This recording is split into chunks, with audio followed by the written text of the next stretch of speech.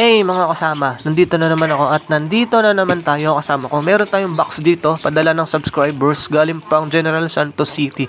LG daw yan, no power. So, buksan natin pagkatapos ng intro, ha.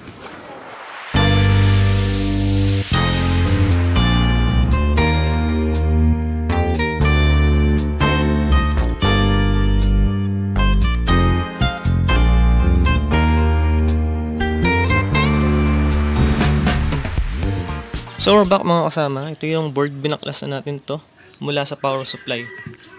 Yan, mula sa power supply na. Kasi kailangan ko yan eh.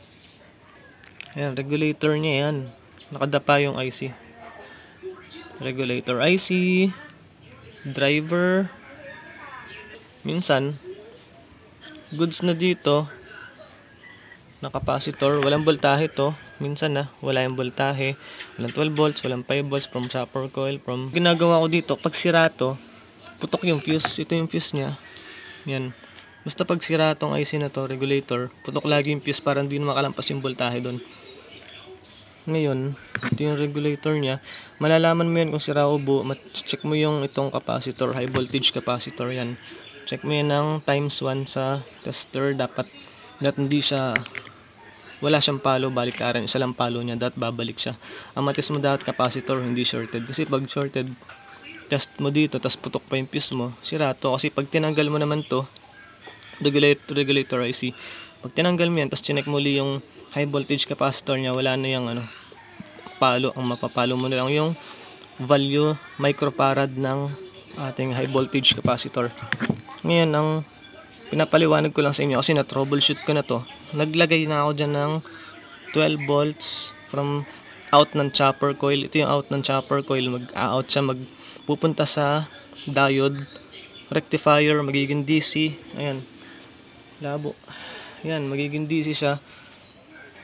So, yung voltage na binigay niya from AC, magiging DC na siya. Tapos, ito yung capacitor niya na 35. Naglagay na ako dyan ng, alam niyo yung ginawa kong 12 volts, 5 volts para sa power supply. Ginawa ko din dito, 12 volts, 5 volts, naglagay ako, tapos may voltahe na. So ayaw pa rin siya mag-on. Nagduda na ako, papalitan ko na to, driver IC para, pero hindi, kasi hindi ko na pinalitan kasi may voltahe na ako nilagay, ayaw pa rin eh. Kung talagang sira yan, mag-on dapat yan. So, ngayon, sa lalim ng ating troubleshoot, ito ang aking pinalitan. Nagpalit tayo nito. Yan yung pinakang EEPROM nya. EEPROM, pasok siya dito eh. Pasok siya sa ating CPU. EEPROM. Ngayon, napalitan ko yung EEPROM. Testingin natin. Ngayon mga kasama, nilagyan na natin ng AC ha. Ito yung line 1. Ito yung zero line out. Zero line out para sa sa out ng mga motor, magre-relay siya from line 1. Line 1 diretso na yun sa dito sa loop niya. Line 2 diretso na dito, magiging DC na punta. Line 1, line 2 okay naman yan. Hindi siya kagaya ng Samsung na line 1 pupunta sa relay para makarating sa diode. Ito diretso yan sa diode. Tapos line 2, line 1, diretso diode, line 2, diretso diode. Sa Samsung, line 1, diretso diode, line 2, diretso relay. Mag-relay muna bago pumunta ang diode. Bridge type diode sa kanya. Ngayon dito, line 2, diretso diode, line 1, diretso diode. So, kailangan natin isaksak siya. Ito yung kanyang saksak natin.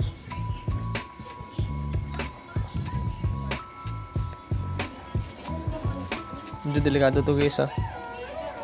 And guys, nakasaksak na yung unit. Kailangan natin siyang power on.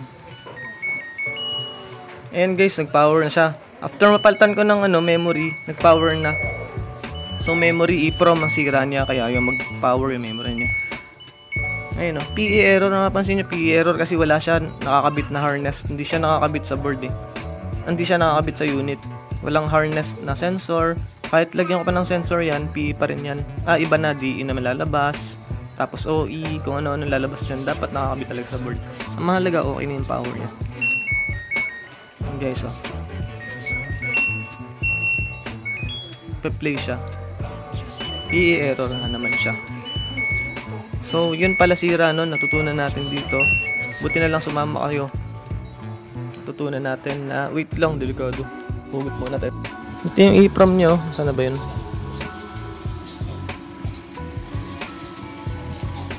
Yan yung EEPROM. Yan. Makukuha nyo lang yan sa mga board din ng LG rin. Hindi pwedeng sa iba kasi memory yan eh. Kapartner yan itong CPU. Doon din ako kumuha. Meron kasi yung sirang ganito rin na walang power siya. Putok talaga yung regulator. Tsaka matagal. Doon ako kumuha ng EEPROM. Ayun, pagkalagay ko gumana na. Pwede na natin solid unit.